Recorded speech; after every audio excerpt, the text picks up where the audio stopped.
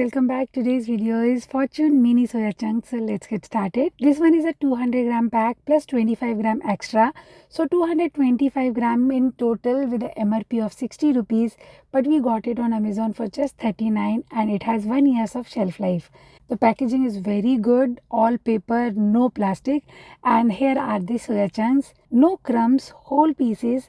These are mini soya chunks, but I feel the size is a bit bigger than the mini. Okay, the soya chunks are clean, no dust, and before cooking, you soak them in water for 20 minutes. And if you're short on time, boil them for 5 minutes. Once they puff up nicely, squeeze out all the water, and look, size is actually bigger than the mini, right? The soya chunks are soft, juicy. Now you can use them in your soya chunk curry, gravy, or soya pulav. They're super soft and they absorb the flavor really well. From a health point of view, it has 52 gram of protein per 100 gram. It is actually more than paneer, milk, and the egg combined. So this is your affordable protein punch. Definitely worth trying. Subscribe for more such videos. Bye bye.